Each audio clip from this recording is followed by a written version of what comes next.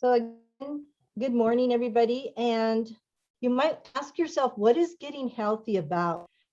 This is a beneficial course where you're going to learn information about things that have an impact on your health and illnesses.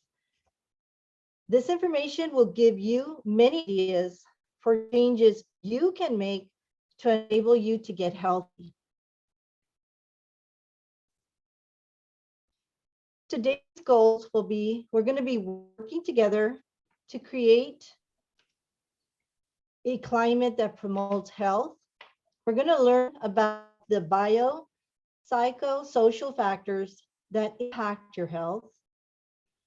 We're also going to identify the major influences on your current state of health.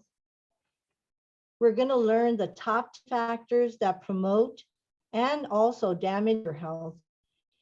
And we're going to identify your personal health goals and develop a plan for achieving them.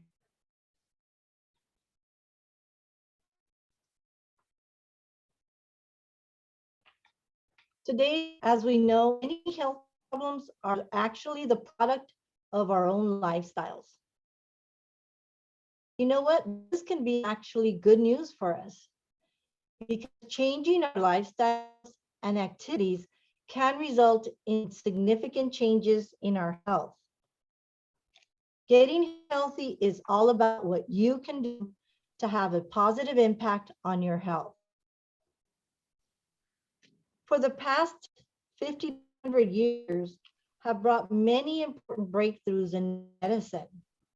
Astounding surgeries such as heart surgeries, organ transplants, hip and knee replacement, even face transplants.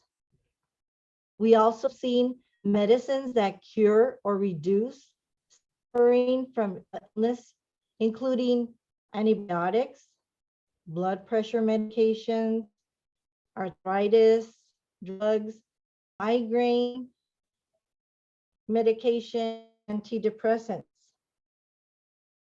We've also seen vaccines that have eradicated diseases such as polio, tuberculosis, whooping cough, smallpox. And we've just recently, with COVID and the epidemic, we've seen now that they are developing the COVID vaccine with 95% effectiveness on certain, I think it's the Pfizer. They have other vaccines that Johnson's that they came out with. So you can see that medicine keeps showing important breakthroughs constantly. The bad side is that you've also experienced one or more of these situations: being sick and not being able to get adequate health care, maybe losing a loved one way too young from disease or sickness. Also, we've seen high cost of medical insurance, also long times waiting time to see the doctor. Meanwhile, what we get sick and die from has changed. What people die from now are chronic degenerative diseases such as heart disease. They're largely the result of our own lifestyle and choices. Let me give you an example of that. If this person chooses to smoke cigarettes for their entire life, they're likely to die from lung cancer or heart disease. If a person chooses to drink excessively, get drunk and drive, they are likely to get into an accident, injure somebody, or kill themselves or others. If the person also chooses to eat a lot of unhealthy food, for example, they're just eating fast food daily, they become overweight, they are likely to get diabetes or have other health problems that can cause them to die at a younger age. In other words, in today's world, many illnesses are man-made. They are a product of our lifestyles and activities as human beings. So what do you think about this? In some respect, the fact that so many illnesses are connected to our lifestyle choices is actually good news. It means that by changing our lifestyles, behaviors, activities, we can make significant changes in our health. It means also that we have great power to impact our overall well-being. Can you put in the chat box if you agree with this? If this is something you believe that's true, that we make our own, sometimes we do our own illnesses because they're connected to our lifestyles.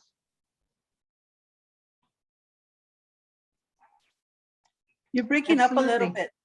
Oh, okay, I'm sorry, thank you. Mhm. Okay. So here, this is the biomedical model, okay? So this is a healthcare that we have, focuses on managing disease rather than creating health. So basically, the way it works is go to the doctor until we're really, really ill. And it ignores completely the interaction between mind and body. So the first step that we have to do is move away from this biomedical model of illness. This approach again focuses on managing disease rather than creating health. By this, I mean waiting around until you get sick is not the best way you can maximize your health, right? This model is based upon illness and how to help a patient recover from illness. It is not based upon health. It ignores the interaction between mind and body, and it doesn't give us much information about the psychological aspects of health illness. The good news is that with getting healthy, you will learn about how the mind and body are interrelated and see how this opens the door to a lot of power for you over your health.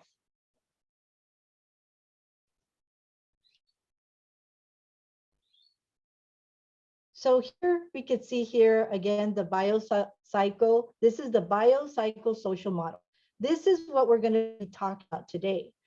So it views health or illness as an ongoing process of change that reflects a person's response to various challenges of life.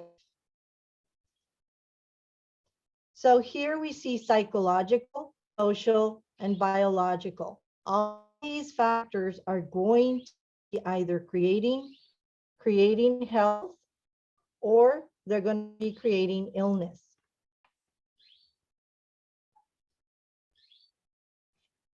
So the biological factors include your genes, what you inherited from your parents, processes of aging, quality of the air you breathe, the amount and quality of water you drink, and the amount and quality of food you eat too. So these are the biological ones.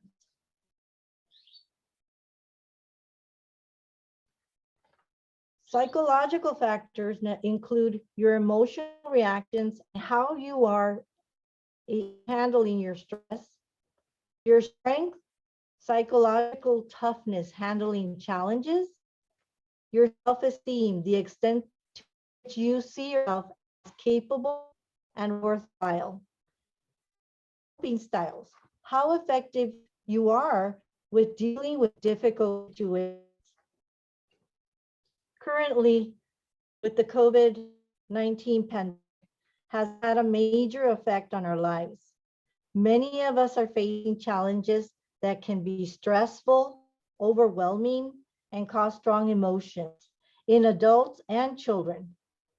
Public health actions such as social distancing are necessary to reduce the spread of COVID-19, but they also can make us feel very isolated and lonely, and can increase, and we've seen a lot of this, increasing stress and anxiety.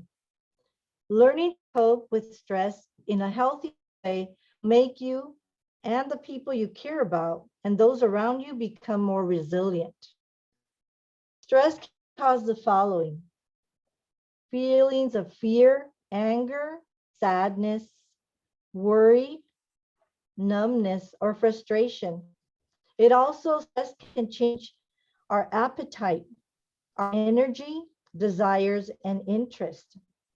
Stress also causes difficulty concentrating and making decisions, difficulty sleeping, or nightmares. Physical reactions such as headaches, body pain, stomach problems, and skin rashes. Worsening of chronic health problems and worsening of mental health conditions increased by the use of tobacco, alcohol, and other substances. It is natural to feel stress, anxiety, grief, and worry during the COVID-19 pandemic. But we have healthy ways to help you cope with stress. And maybe I'm going to mention here, and if you can put some in the chat box that have helped you during this epidemic, if you can put them in the chat, that would be great so we could make it more interactive. I could give you an example of coping with. It would be for some people, it could be taking breaks, watching, reading, or listening news stories. Taking care of your body, trying to eat healthy, well-balanced meals, exercising regularly, getting plenty of sleep, also meditation, avoiding of alcohol, tobacco, and substance use, taking time to unwind, to try to do some activity you enjoy. Does anyone have any other coping mechanisms? John C. Williams said breathing Yes. exercises. Kaylee also mentioned deep breathing, meditation, walking, volunteering, sober. John C. Yes. Great answers, guys. That's awesome. That's true. Okay. So now we're going to these factors,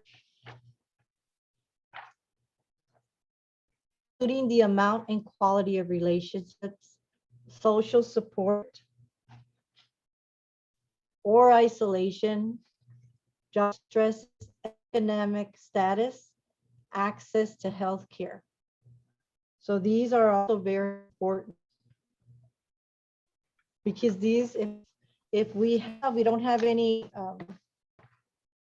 socialization, us being social beings, we really need to be careful and actually have the social support so we can, that will create actual health instead of illness, aggravate our anxiety. And access to healthcare. If you are feeling very stressed and have anxiety, don't hesitate to go and talk to your doctor. That's Yes. the best recommendation, is just go ahead and call your doctor and let them know how you're feeling with all of maybe you're suffering through depression because of the COVID and the isolation. It's very important that you seek help. And the first one would be going to your regular doctor. And I have Denise saying, learning to say no. Sometimes it's hard for us to say no, and that's very important.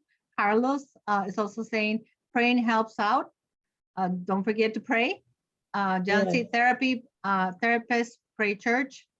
A lot of churches have offer therapy also, or prayer for members of the church or for anybody that wants to come in. Yes, those are great. All of you, great suggestions. And these are great ideas that can help you. As long as you understand that you have to cope with your stress, and we all are different, but we can all utilize these examples that you all are giving. These are great examples. Now, my question to you is, who's in charge of your health? Is it your doctor or you? Right? You create the conditions in your life that determine how well you thrive. You have the primary responsibility for your health. and you hold the most power over your own health. It's not going to be anybody else. It's going to be you. It's not going to be your wife or your husband or your children. It's you. You have to Mhm. take care of you. So from the biopsychosocial approach, you, and that's the difference. You are in charge of your health, your lifestyle, your emotions, and the way you handle stress. Also, you are in charge of the quality of your relationships. All of these factors affect your health. If you have relationships that are not good relationships, guess what? They're going to affect your health negatively. Instead of Yeah. being you're going to be happy. They're not going to give you happiness. They're going to actually going to give you more stress and anxiety. So Right. it's important that you think about these things. Tanya is also sharing removing toxic relationships from your life is also very important. I agree. Yes. Yeah, that's what I'm talking about because Mhm. it doesn't matter if you have uh, the relationships, you have to have good quality relationships, not toxic ones. That's true. The toxic ones, those are the ones you need to run away from because Avoid. these toxic relationships make you sick.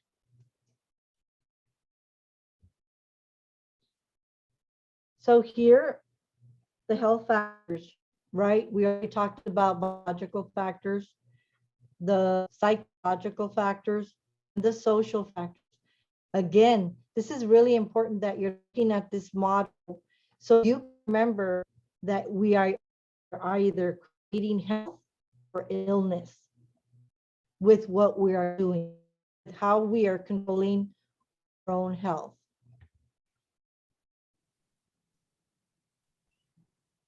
So here are biological factors, right? Nutri-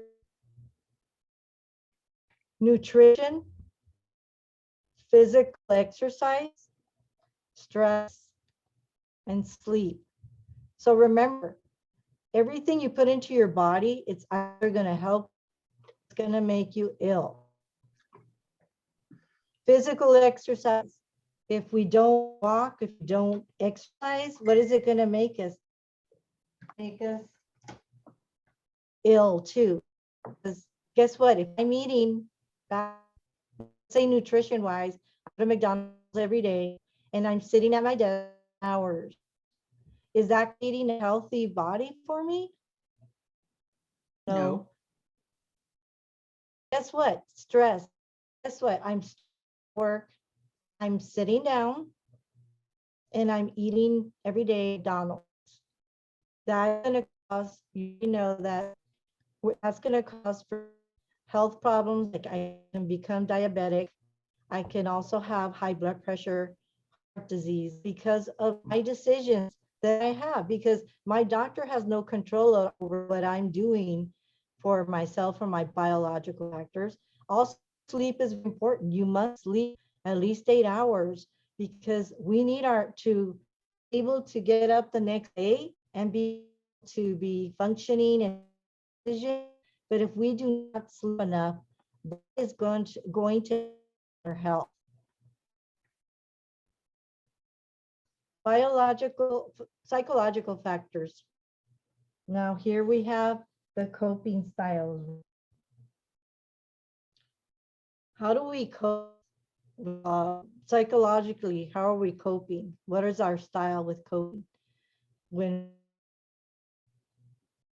we have self-trust, do you believe in yourself that you're going to be able to resolve this problem that you have? Do you have good self-esteem or do you have low self-esteem? Some people have very low self-esteem because of the way maybe they were treated by somebody else. Could have been their husband or wife, or it could be their parents. It could be even a brother, sister, siblings. All of these psychological factors affect your health also. So it's very important that you have good coping style, and we're going to talk more about that. Self-trust. You trust yourself that you're able to resolve any problem that comes to you. You have good self-esteem because that's going to represent And that's gonna also show other people how to treat you. And strength, that's particularly you have that strength to move forward.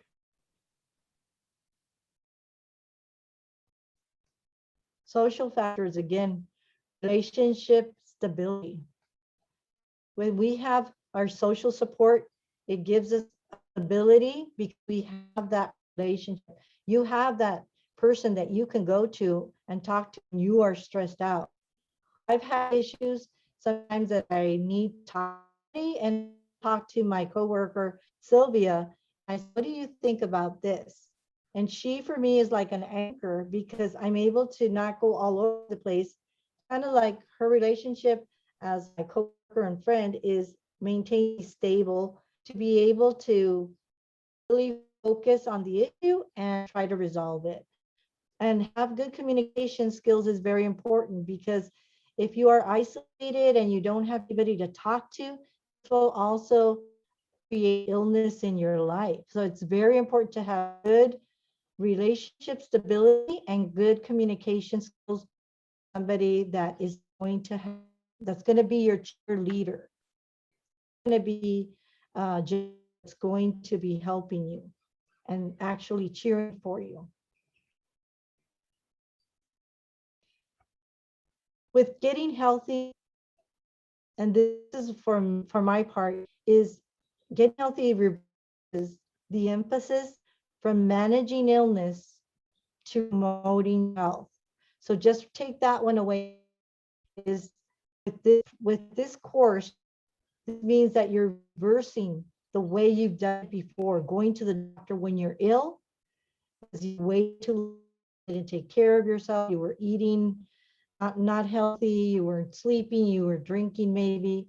All of this emphasis on managing illness to promoting health.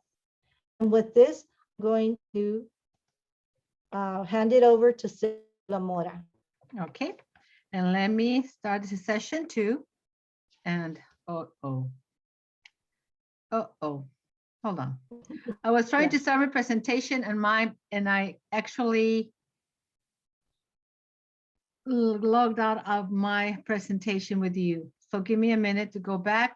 Sure, no worries. Let me end my presentation. Okay, And I have to end it because I was trying to. Sylvia, can you? I'm gonna make you the host. Okay, yes. In case somebody comes in and they don't, that way I can open the door. No. Okay. Options. Request remote control, side by side. Okay. Hold me.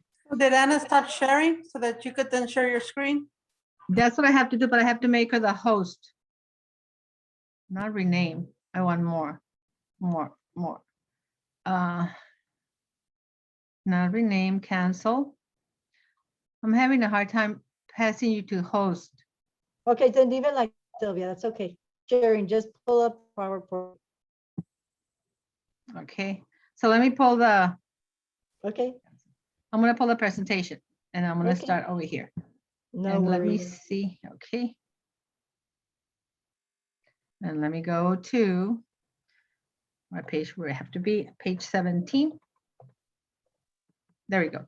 So session 2, we're going to be talking about health illness, our psychological, social, and biological. Sylvia, You you need to can't see the presentation. Share the You can- screen. Share your screen, Sylvia. It's not sharing? No, No. God. You see, when I do this, it takes. Anna, me- I you have- can do it too and just let Sylvia read off of Okay. you. okay, let me open it, Sylvia. There you go. Okay, there we go. Thank you. Mhm. Okay, can you still hear me? Yes? Yes, you're good. Okay, thank you. Session 2, we're going to be talking here about our health, illness, our psychological, social, and biological. And I can't change the screen though. Do you want me to just go ahead and move it for you, Sylvia? Okay, There you go. a second. There, perfect. Some of the 10 primary factors that we have here on the psychological factor, we have our coping style, how we deal with stress and things that come our way. Always our self-trust. Sometimes we don't trust ourselves really well and we have doubt. So it's learning how to trust ourselves. What's our self-esteem? Now, this is something that's important because if we have a low self-esteem, sometimes we kind of doubt ourselves most of the time. And that is something very important because we have to know what we're doing and have self-trust in ourselves and a good self-esteem. Also, what's our strength? How do we feel? Those are things that are important because we have to be able to feel good about ourselves. And it's also about, we're talking about being healthy, how we are treating ourselves, how we take care of ourselves. That's very important. And that builds strength in our bodies and in our minds. And that's what's going to make you stronger. Biological factors, nutrition, very important.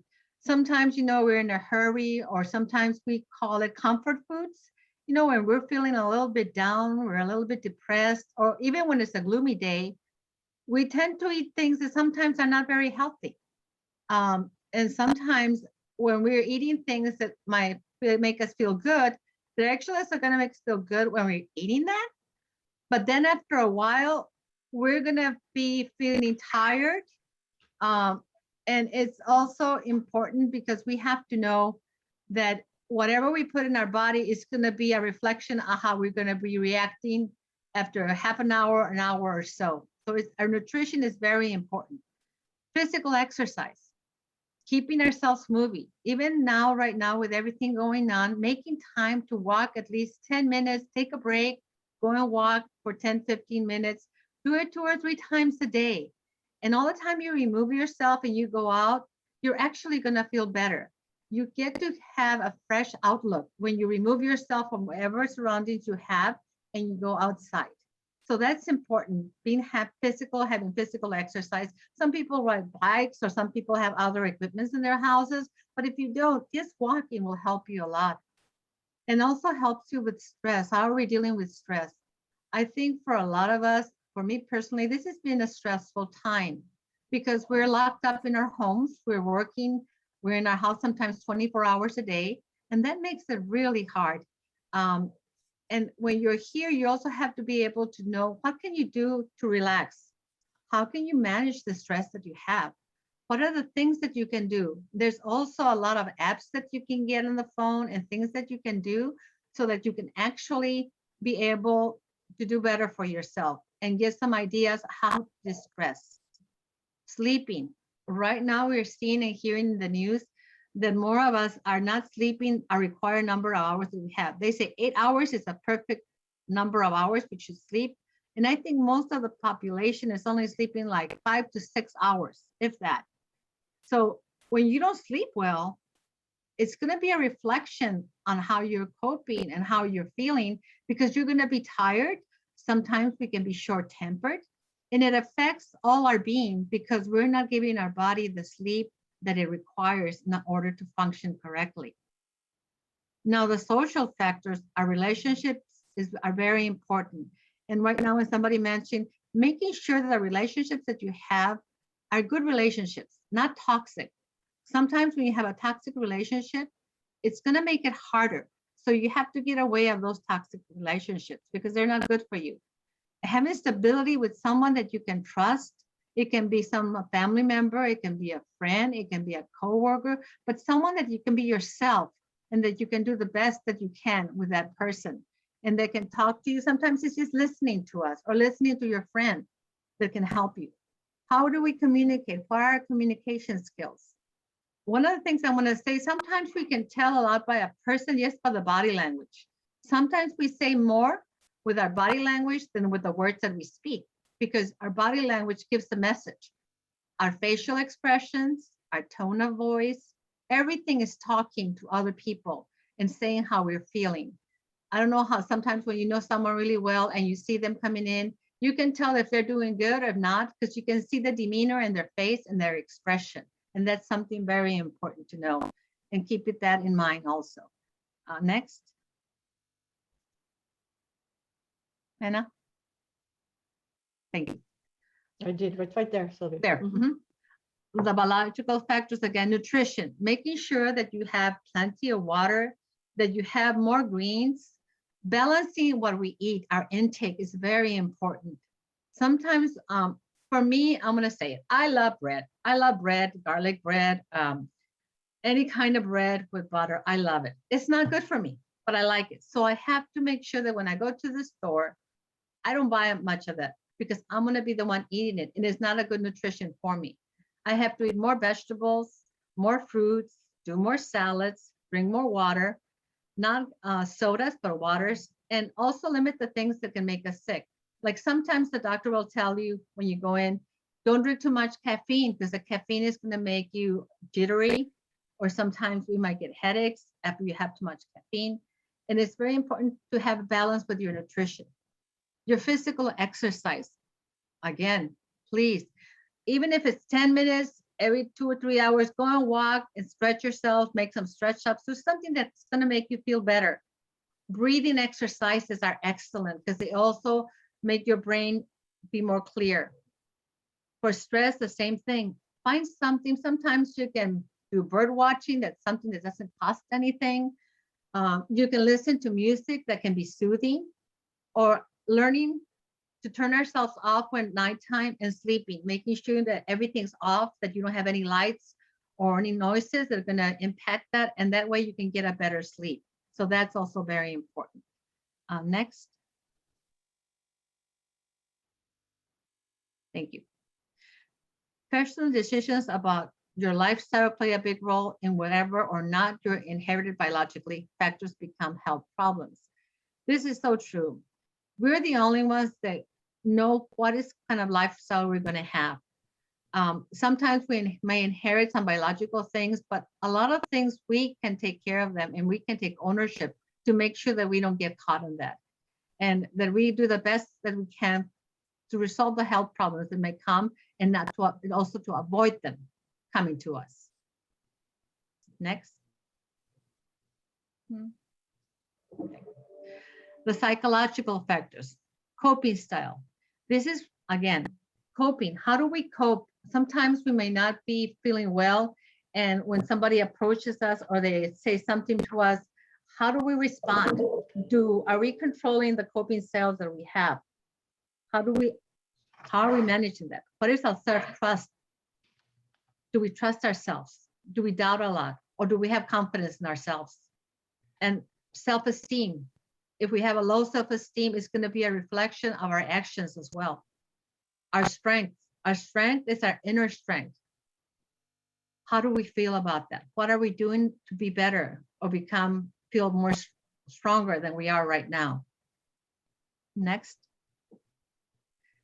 Our coping, again, efforts to manage stress or threats. Sometimes if we will threaten, we have to know what we're going to do to get out of the situation. How are we going to manage our stress? What do we do? When I'm stressed, if I'm feeling really stressed personally, like at the end of the day, I'm feeling so tired, I go and I walk 2 miles. And I'd be running, and it helps me distress. And when I get back home, I'm feeling so much better. Even though I'm tired, when I'm walking and I'm doing speed walking, it makes me, I'm thinking at the same time, but it actually helps me, and it brings my stress level really well, and it brings it down. So that's really important to do. Next. Self-trust, believing in your capacity to regulate and control our behaviors.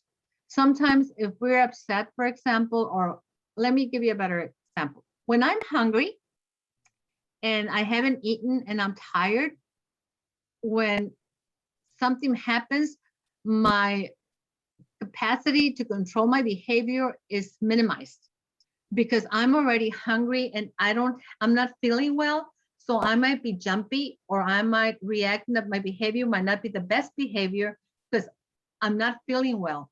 And sometimes that has to do a lot how we're feeling. Like if you're sick, our tolerance is lower.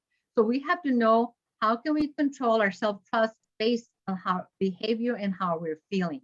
And that's really important because we all do different things and things affect us differently. But it's just knowing how we control ourselves, because nobody can control us. It's only us that we can control ourselves. And that's what we have to learn to do with ourselves. Next.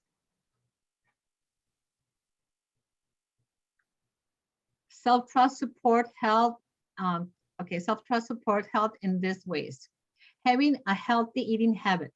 Again, making sure that you have your breakfast, you have a lunch, you have a dinner, a light dinner, doing exercise regularly, have a routine, make something. And I always see and say an exercise is something, I call it my time, because if I don't do exercise, if I don't walk, I feel I'm cheating myself. So you have to do something that you enjoy so that when you're doing it, don't look at it as exercise, but look at it as something that's going to make you feel better and you're going to be more successful in everything you do. Not smoking. That's very important because that affects your lungs.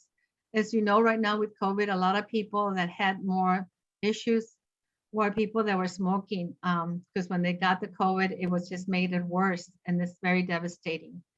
Abusing or using drugs or alcohol. Right now, we also know that the news were saying that a lot of people are using more drugs and more alcohol because they're feeling stressed, depressed, and sometimes the drugs and the alcohol, maybe the moment it gives them a high, but then after it's going to be worse. So it's knowing things that we're not supposed to do so that we can keep our mind and health healthier. Not engaging in high risk activities, physical activities, things that can be dangerous for us. Making sure that we keep ourselves safe. Being able to succeed in school. If you're taking classes or you're taking a training or anything you're doing, continue it. Being effective in your job, having a good attitude, moving forward. Being able to cope with stress is very important. And that's what I mean by knowing ourselves and how we deal with stress and what can we do in that moment. Like if you're really stressed, what do you do to distress? Who do you have someone that you can talk to? How can you make it better? Next. Self-esteem, the extent to which you see yourself as a capable and worthwhile. I think sometimes self-esteem is something that we grow up with. It's something that's ingrained in us, at least for me. It's something that how do we feel with our self-esteem? Do we have low self-esteem? We don't trust what we're doing. We're doubtful of everything we do. Or do you feel comfortable and confident of what you're doing, the decisions that you make for your life, the things that you're taking on? Maybe I want to go to school. Maybe I want to have some classes. Maybe I want to look for another job. Whatever it is, maybe I'm taking art, whatever you're doing, making sure that that's making and fulfilling your self-esteem and that you're doing proactively, and you're actually going to be feeling better for doing the things that you're doing now. Next. Strength, psychological toughness to cope with adversity and change and thrive under pressure. I think with this past year, it's been a year that we've all learned a lot about ourselves, about how we're coping with the adversity, something that we've never had in our life. And this is every single person. How we saw our world change and how we coped. Some of us learned new techniques, like I think everybody right now attending this workshop on Zoom. It was something foreign to us. When we started this a year ago in March last year, we had never done Zoom workshops. We had never done Zoom appointments. And now we're doing this. And even everybody that's here today has learned and coped with the new ways of making life better. And I think we all learned that we can also be better and we've improved ourselves. Even though it was a challenge, I always say, take the good out of the bad and learn and see what did we learn from this. It made us better.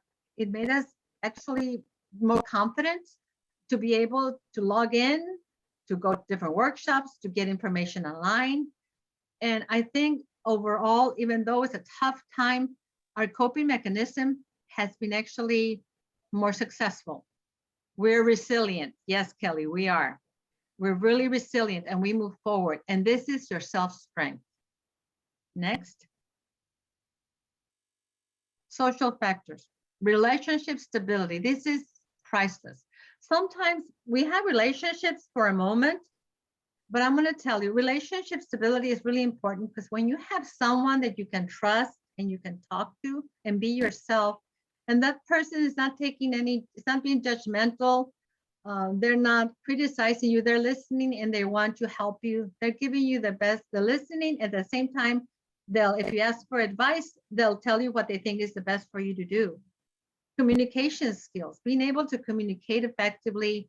And as I mentioned before, our communication skills is not only how we talk to others, it's also our body language and our demeanor.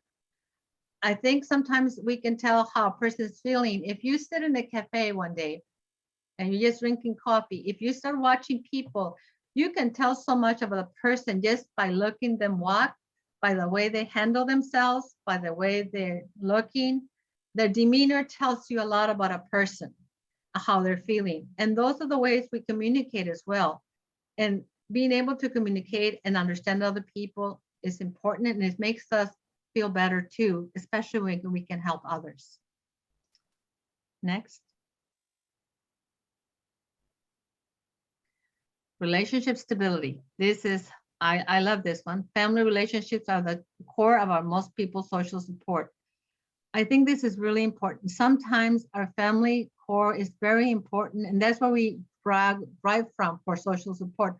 But sometimes, unfortunately, not everybody has that. Not everybody has the relationships that they wish they had. So you have to be able to learn, how can I get a relationship and who can I build a relationship with that makes me feel good? So Lord, again, people that have good social support, if you have good friends, good family members, co-workers, whoever you have, maybe it's a church function, someone that you can go in and have a good relationship. It actually lowers the death rates in general. There's fewer birth complications. There's a better immune functioning in your body because you're feeling happy, you're feeling good. Fewer deaths from stroke or coronary heart diseases, and fewer deaths from accidents and suicide.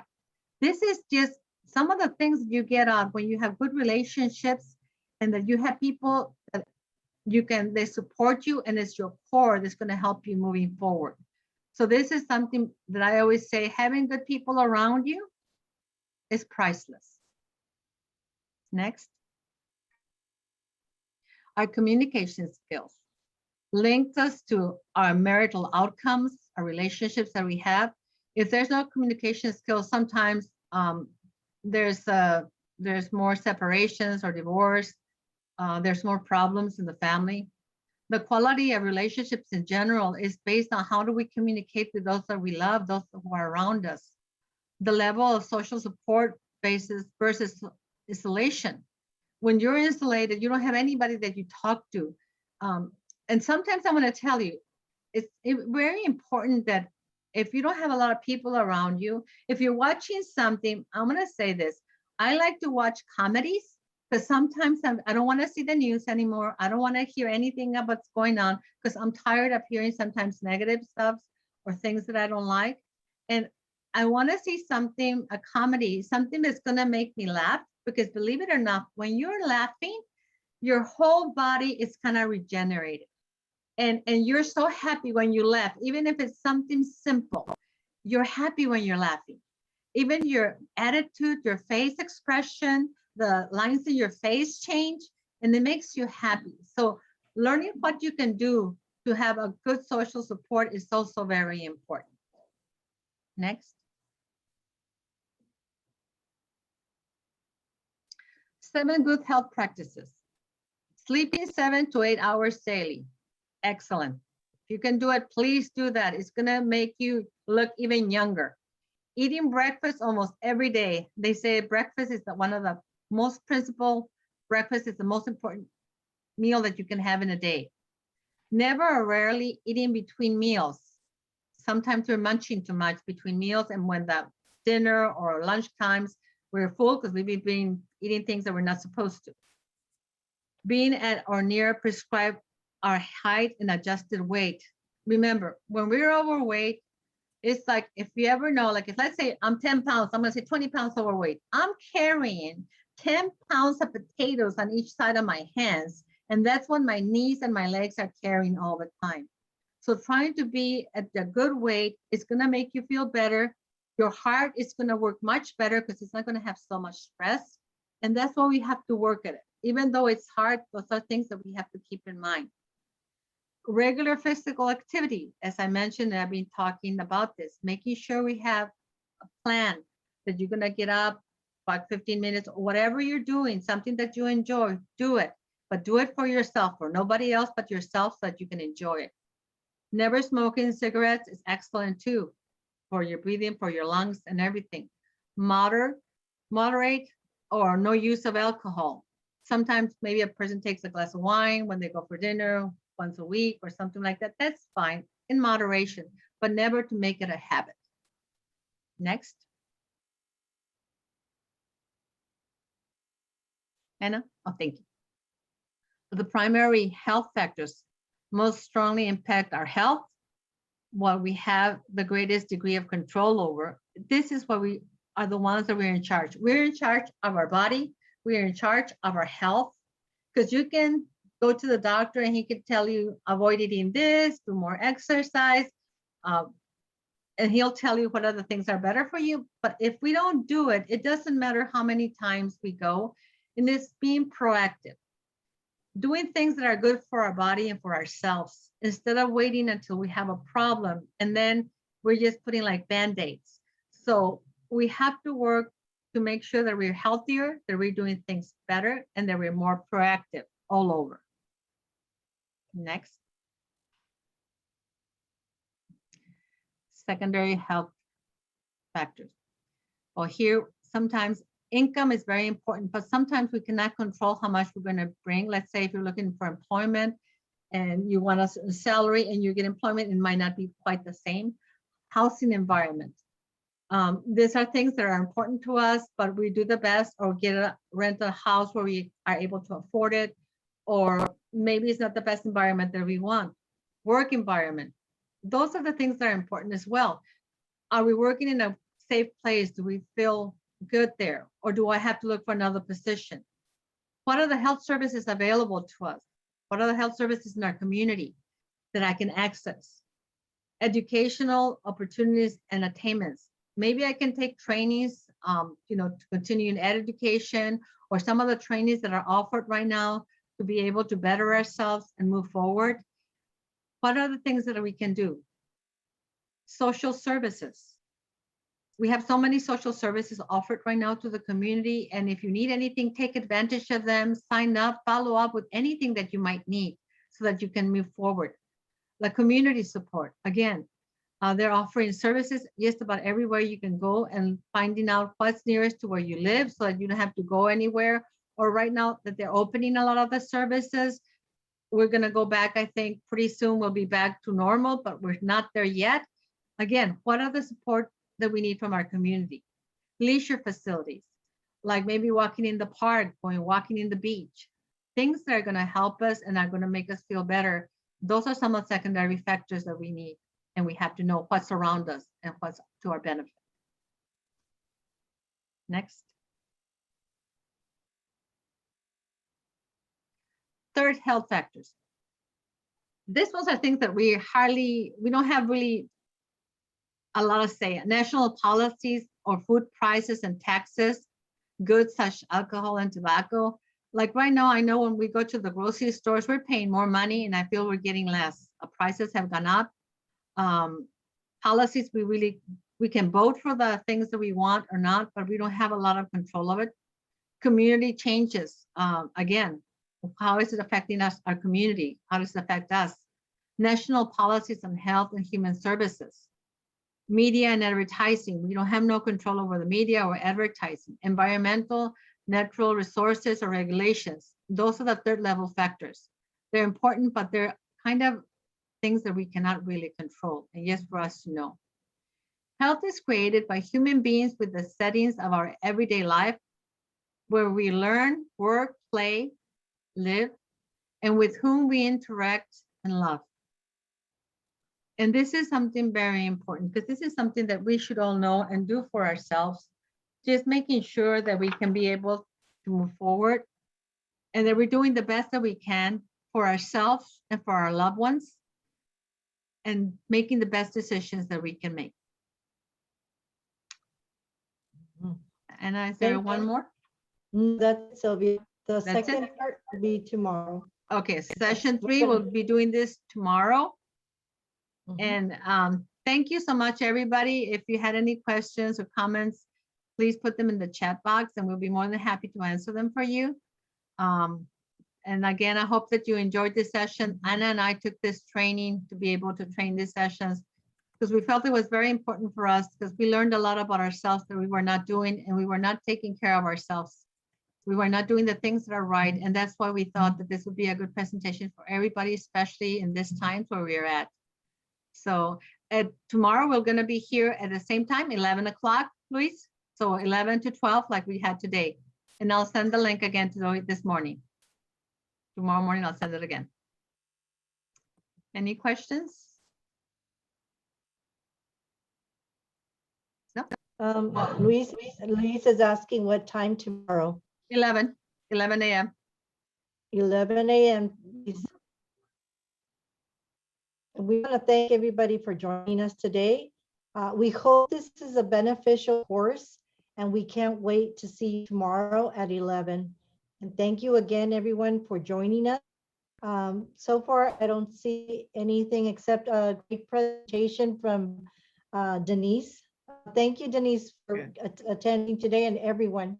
We really appreciate your time and look forward to seeing you all. And Josie says, wonderful presentation, Sylvia. Thank you very much. Appreciate it. See you tomorrow. Bye, guys. Bye. Stay safe. Bye, and be healthy. Bye. Have a good day. Thank you. Bye, Okay, you everyone. guys take care. Be safe. Bye, bye. Bye.